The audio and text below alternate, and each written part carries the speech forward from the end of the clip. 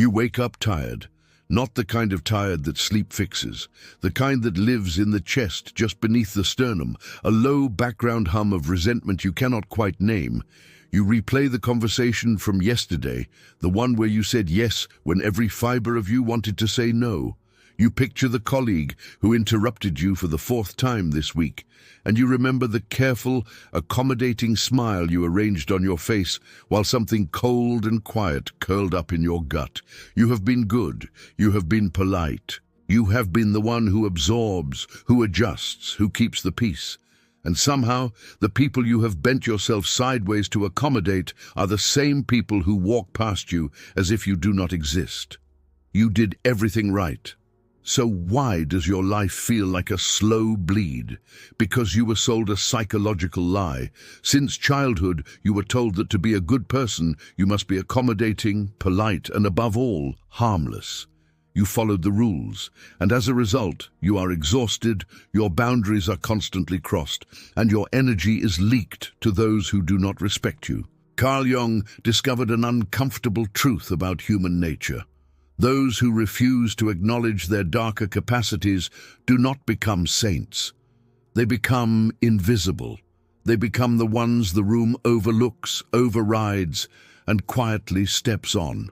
Today, we decode the psychology of the shadow and why remaining harmless is the exact reason you have no inner sovereignty.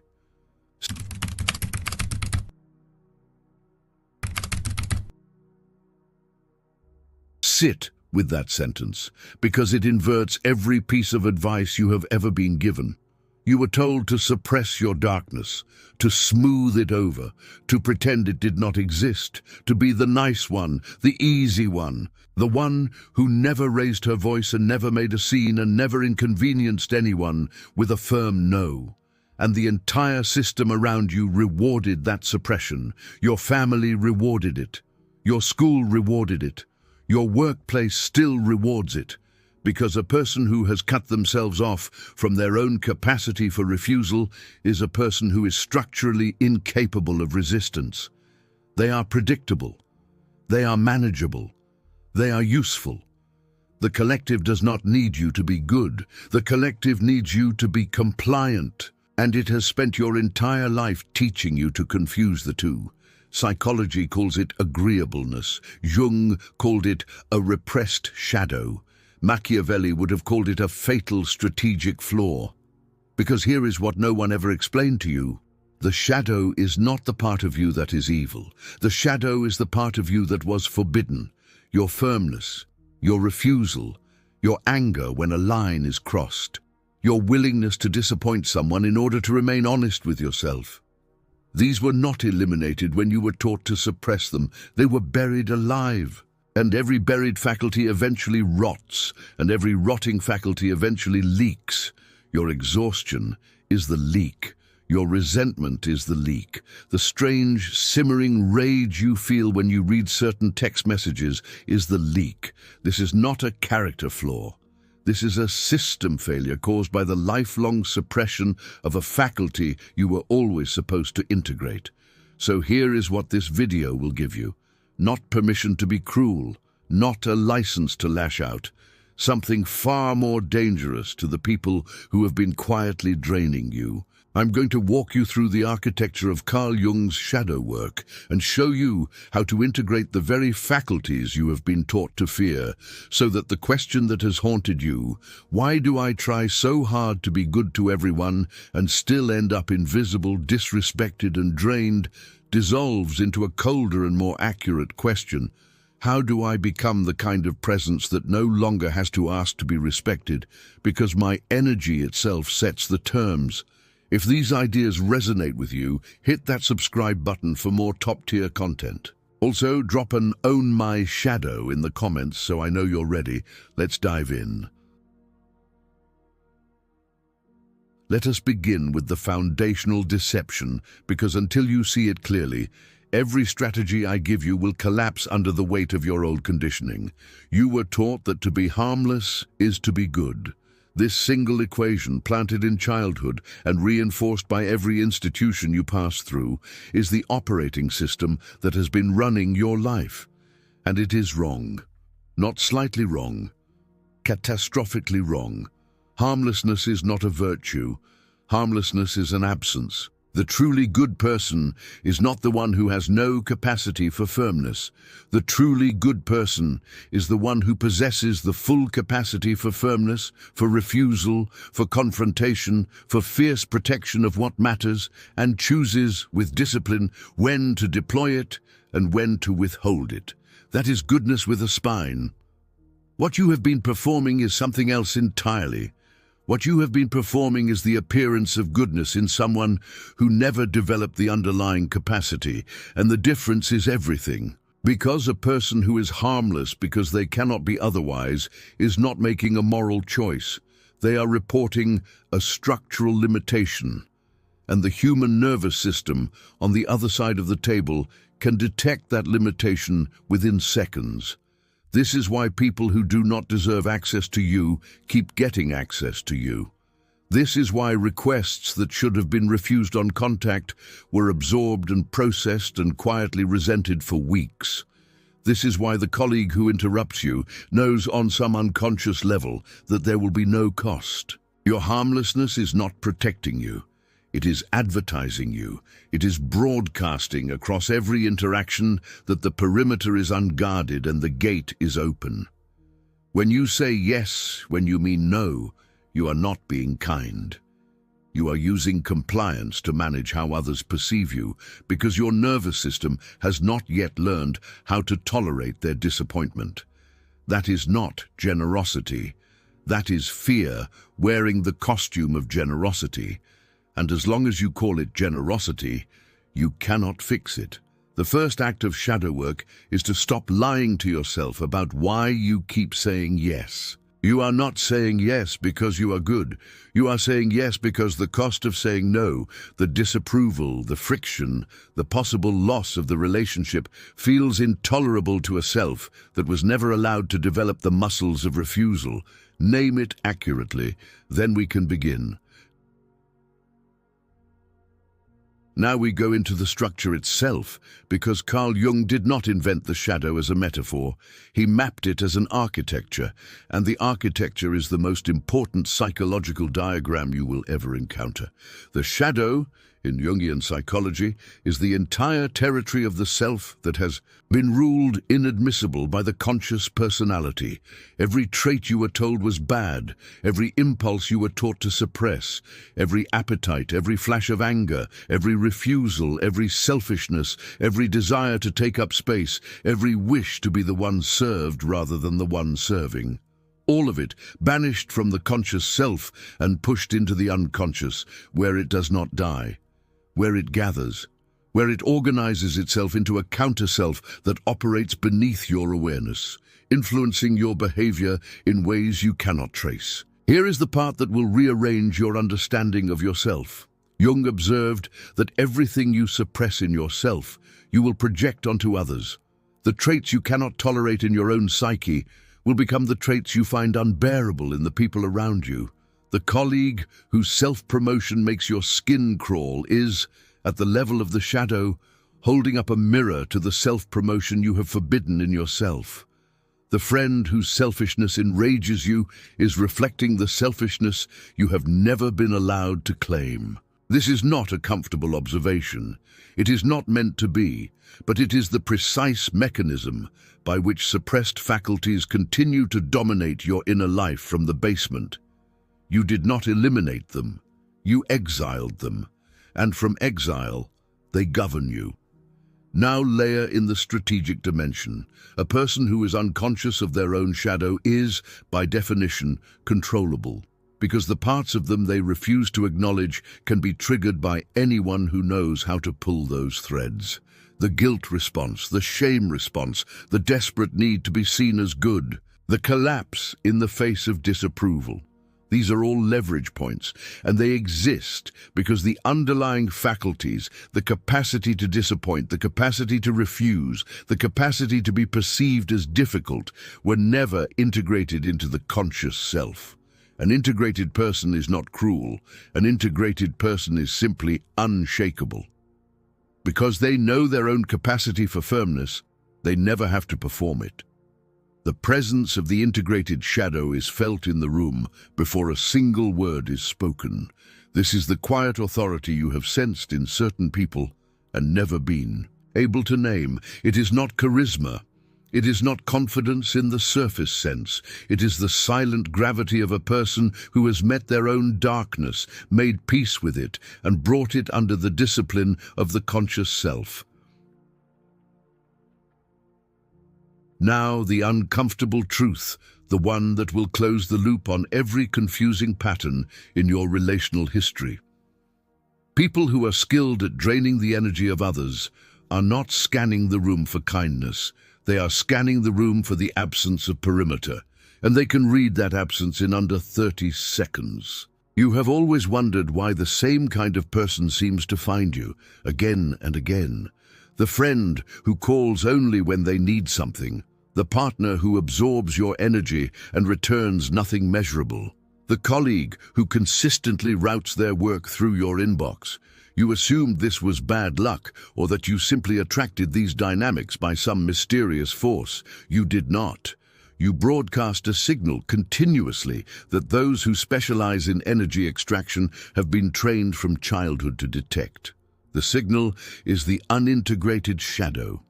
It is the visible evidence that you do not yet know how to refuse, how to disappoint, how to tolerate the discomfort of being perceived as difficult.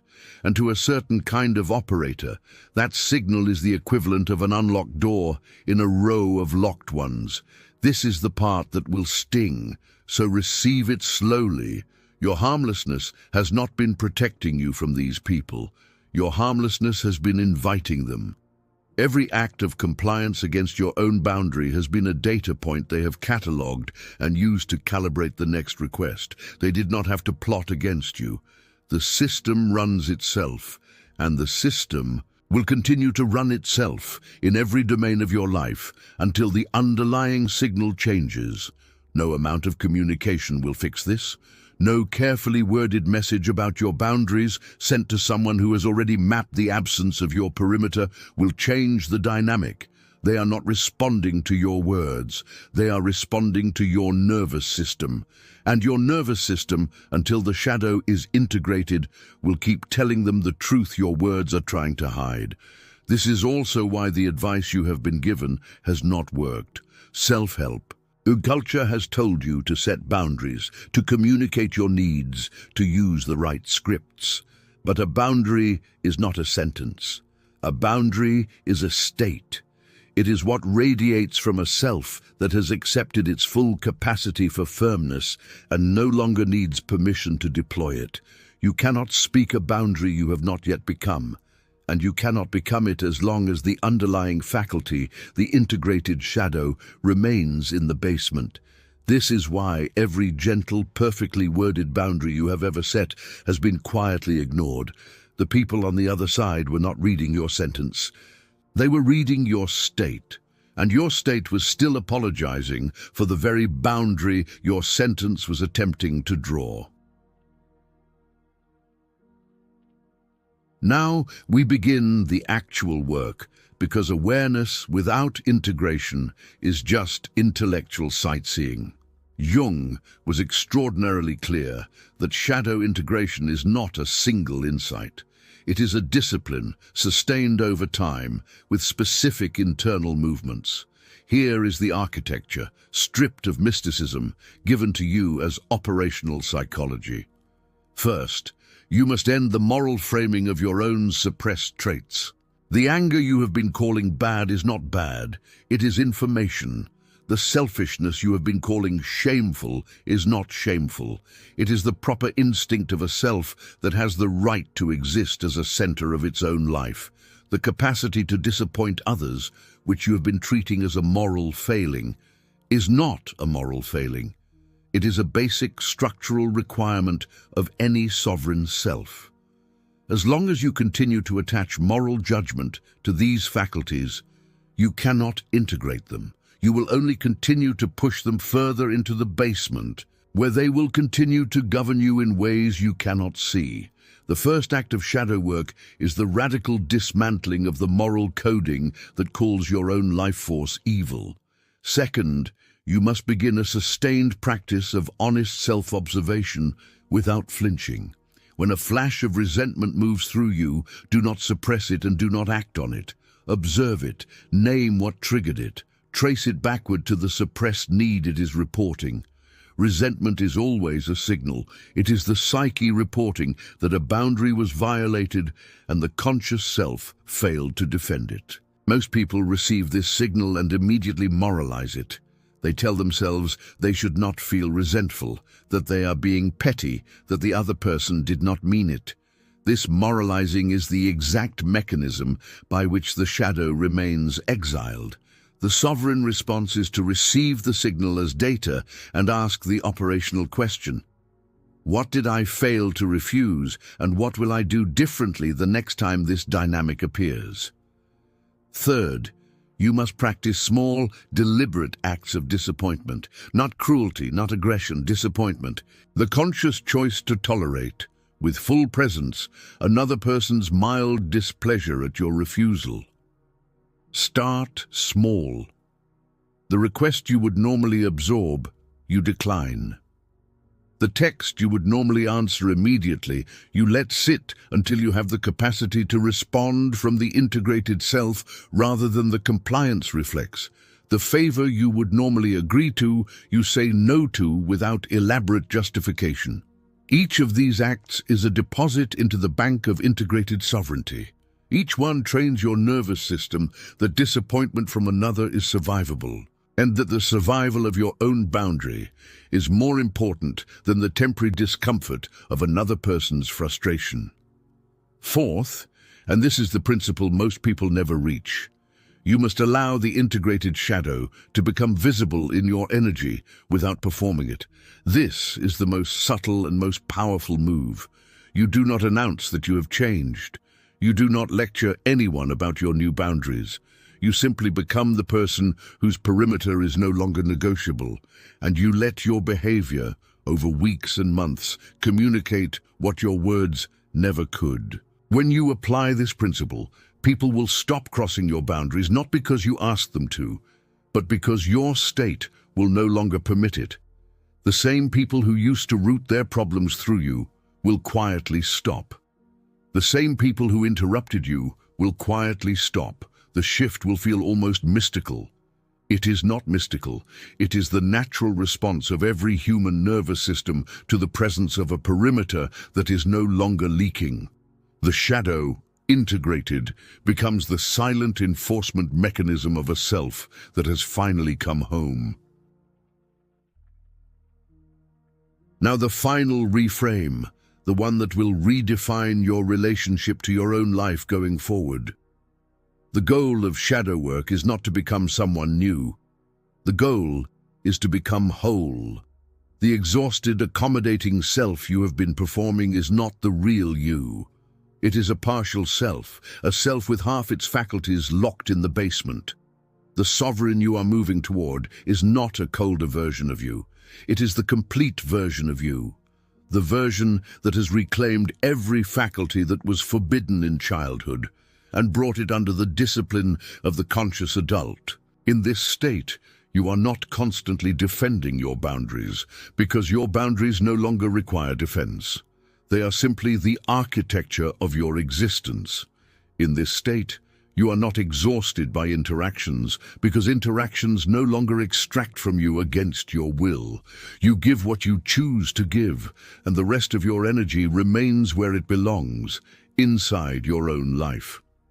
In this state, you are not haunted by replays of conversations in which you failed to speak up because you spoke up in the actual conversation, and the closure was complete in real time. The replay loop, that quiet hum of unfinished business that has been running in your chest for years, finally goes silent. This is what individuation looks like in practice. Not a dramatic transformation, but a quiet structural reorganization of the self around its full set of faculties: Carl Jung described individuation as the work of becoming the singular, undivided person you were always meant to be. You cannot become undivided while half of you is exiled. The shadow is not the enemy of your individuation. The shadow is the missing material of your individuation. And the moment you stop treating it as something to be defeated and begin treating it as something to be integrated, the entire trajectory of your inner life changes direction. You came into this video carrying a question that has shadowed you for years. Why do I try so hard to be good to everyone, yet end up feeling invisible, disrespected, and completely drained? You now have the answer. You have been performing the half of yourself that was deemed acceptable, while exiling the half that contained your power. The exhaustion was the cost of carrying that exile. The disrespect was the social consequence of broadcasting an unguarded perimeter. The invisibility was the natural response of a world that does not register selves who have not yet claimed themselves. None of this was your fault, but all of it is now your responsibility. Because the moment you see the architecture clearly, the old excuses dissolve, and the only remaining question is whether you will do the work. You do not need to become harsh. You do not need to become cruel. You need only to become complete. The integrated sovereign is not feared because they are dangerous. They are respected because they are whole. And the world, which until now has been quietly walking past you, will begin to register your presence in a way it never has before. Not because you demanded it, because your state will no longer permit anything else. In the comments, write the words, integrated sovereign. Let it be a private declaration that the lifelong performance of harmlessness ends here. That the faculties you have exiled are being called back into the conscious self. That from this point forward, your kindness will be the choice of someone who could refuse and chose not to, rather than the reflex of someone who never learned how. And if you are ready to keep building, this channel is the place. We do not deal in shallow self-help. We work in the deep architecture of the psyche, drawing on Carl Jung, on Machiavelli, on the lineage of thinkers who understood that inner sovereignty is the foundation of every form of outer power. If you are committed to mastering your shadow, integrating your power, and building a self that the world cannot quietly walk past, subscribe. The next layer of the work is waiting. And whatever you do, don't stop now. The on-screen video matters more than you think. Trust me, you don't want to miss it. I'll see you there. See what others miss. Know what others fear. Become who others can't.